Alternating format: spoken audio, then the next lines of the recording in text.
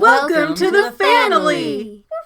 Hey everybody, you have McGann, and today I'm opening a Ready Player One action figure set by Funko that I got on clearance for $8.98. We've got Parzival, Artemis, H, and IROC, even though you can't really see him behind the stickers. We'll get him open, you'll see him. And this movie, I mean, it really hurt me how poorly this movie did. I know a lot of people say, well, it wasn't like the book, but you know what? If you've already read the book, then you've already read the book. And without a commitment to a 3-movie story arc deal, there's no way that the book would have ever translated well as a movie. So the fact that they changed it, that doesn't bother me. That just made it more interesting. That gave us more out of this universe. But it feels like nobody even knows that this movie ever existed, and that just like makes me nuts. Like really, it's not like the book. It's not, but Ernest Cline helped do the screenplay, and I feel like it was still a really well done story, very creative, very beautifully done, and nobody knows it exists or nobody likes it, and that's just like, no, that's not right. It's good, it's good. Different can be good. Okay, so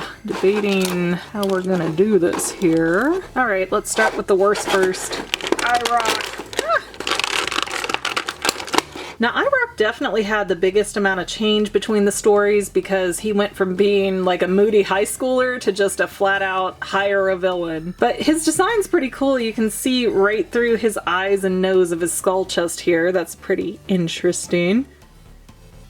He looks like he's posable. Yeah, he is posable. He's just a little bit stiff. Yeah, just a lot of bit stiff. You can tell Funko really plans for a lot of their things to never be opened. His legs are much more easy to bend, except at the kneecaps they are a little stiff too. And he's got this kind of rubbery bit around his waist here so that he can sit or move and not be stuck in a hard plastic shell around his capey, waisty bit. We'll call it his kilt. But yeah, so his kilt is kind of a different color than the other gray that they use on him. It's a little bit off-putting on the design, but it's alright. I mean, it looks like his hood could come off, but I also feel like I might break it. I'm not really sure if it's glued down, but it's also that flexy rubbery stuff. I'm gonna leave it alone. And let me just pop these guns out because they're not gonna want to stay in anyways. Let's go for H. H looks pretty close to his character in the movie. Not quite as cool or detailed. Flexible. Again, those knee joints though, they don't want to go. They don't want to be part of my shenanigans. Arms move. He does not bend at the waist, but he will bend at the head, or I guess she will bend at the head. Spoiler alert in the aftermath, maybe? I don't know. If you haven't seen Ready Player One, why would you be watching this video? I don't know. It came out like a year ago now. Blame yourself if you just got a spoiler. And here's H's weapon, or I assume it is because the colors match. Can't really remember off the top of my head from the movie. It's a modified shotgun. And then assuming this is for Artemis, this really looks like the gun from Alien a lot. Maybe I'm wrong and it's something else, but that really reminds me of the gun that they had from Alien that had like the 4 different weapon choices. Like it could be a machine gun, it could throw out grenades, it could be a flamethrower, and then there was something else that shot, but I can't remember. Could be totally wrong there. Just having a nostalgia moment, but that's what it looks like to me.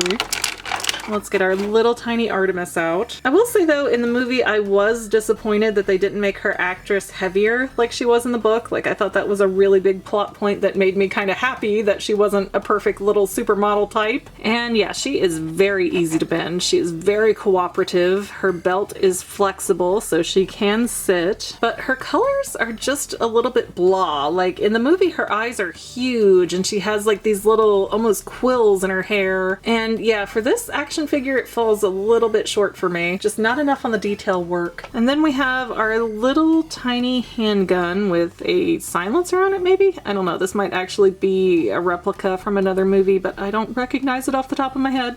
And I assume that goes with Parzival, the Knight of the Round Table. Yeah, I don't know what the deal is, if that's supposed to be suggestive of something, but Parzival's like looking up pretty high compared to the other figures. See, with Artemis, she's like chin down, but he's like chin up looking to something. He also has a scuff of paint, I think, across this shirt. I don't think that's intentional. He's got some nice details on his vest, but it's not filled in with any kind of paint. I do like his little sword back here that they got that detail. He's got got wings on his boots, and he's got all these wraparound bits. He's got a holster for a handgun, but it's solid, so that handgun is not gonna fit down there. He does move in the joints a lot easier than the bigger guys do, except for up here. That vest is holding him back a little bit. Ooh, a lot of it on this side. But that is our Parzival. He's got nice tattoo work on his side, or whatever they would call them for these avatars. Yeah, he's a lot more detailed than she is, and even H and IROC are a lot more detailed than Artemis. Like, her shirt is just flat paint. There's no embossment. I don't know if they just cheaped out on her, or if they just thought, well, girls won't be watching or playing with us, but a little bit disappointed in Artemis there.